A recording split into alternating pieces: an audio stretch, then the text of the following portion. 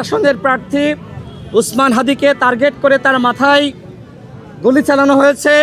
তিনি গুলিবিদ্ধ হয়েছেন, এই মুহূর্তে ঢাকা মেডিকেলে ভর্তি আছেন এবং আমি শুনেছি তিনি কোমায় আছেন, অর্থাৎ তার অবস্থা ভালো নয়। আমরা আল্লাহর কাছে দোয়া করি উসমান হাদি যাতে সুস্থ হয়ে আমাদের মাঝে ফিরে আসেন। আমরা দেখেছি আওয়ামী ফ্যাসিবাদের বিরুদ্ধে তিনি কিভাবে বলিষ্ঠ ভূমিকা রেখেছেন। আমার কাছে মনে হয় এই কারণেই তাকে টার্গেট করে এই ধরনের ঘটনা ঘটানো হয়েছে। আপনারা জানেন এই ঝিনাইদহ জেলাতে দাঁড়িয়েই আমি বলেছিলাম, আপনারা সাংবাদিক ভাইরা জানেন যে আওয়ামী লীগের এবং ভারতের একটি চক্রান্ত রয়েছে নির্বাচন বানচাল করার, আর এই লক্ষ্যে 50 জন প্রার্থীকে টার্গেট করে লিঙ্ক করা হবে। এ ধরনের ঘটনা ঘটা শুরু হয়ে গেছে না? তার মানে যদি আপনারা ফ্যাসিবাদ মুক্ত নির্বাচন না করতে পারেন, ওই ফ্যাসিবাদের দর্শকদেরকে নির্বাচনের সুযোগ দেন, এই ধরনের অসংখ্য ঘটনা ঘটবে। নির্বাচনকে কেন্দ্র করে এবং নির্বাচনে অংশগ্রহণ করার সুযোগ পেয়ে তারা কিন্তু মূলত নির্বাচন করবে না, বরং নির্বাচনকে বানচাল করবে। আজকে উসমান হাদিকে যেভাবে গুলি করা হয়েছে, আমি এখানে দাঁড়িয়ে কথা বলছি, আমাকেও তো টার্গেট করে গুলি করা হতে পারে না? সুতরাং আমরা যারা নির্বাচন করতে চাই তারা কোনোভাবেই নিরাপদ নয়। অন্তর্বর্তীকালীন সরকারের উদ্দেশ্যে বলতে চাই, আপনারা কি করলেন? অ্যান্টিব্যাকটেরিয়াল অ্যাডিটিভ যুক্ত সেরা ওয়াটার ট্যাঙ্ক বিশুদ্ধ পানিতে ব্যাকটেরিয়া জন্মাতে দেয় না।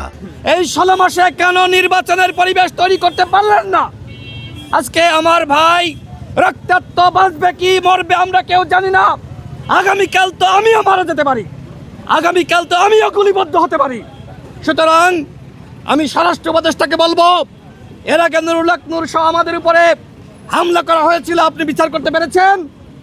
বিভিন্ন সময় আমরা আক্রান্ত হয়েছি।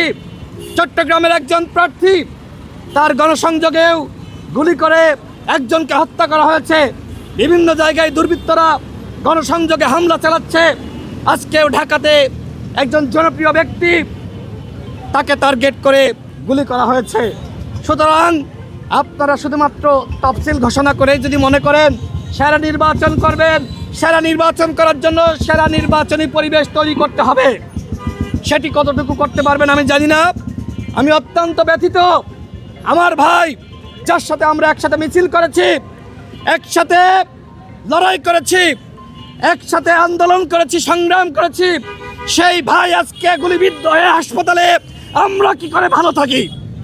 আমি স্বরাষ্ট্র উপদেষ্টাকে বলবো, 24 ঘন্টার মধ্যে যদি এই দুর্বৃত্তদেরকে গ্রেপ্তার করতে না পারেন, আপনাকে পদত্যাগ করতে হবে। আপনার মতন ব্যক্তি আমাদের দরকার নাই, যে আমাদের নিরাপত্তা নিশ্চিত করতে পারে না। আজকে আমি কষ্ট পাচ্ছি, আমি ব্যথিত, আমার কথা বলারও অবস্থা নাই।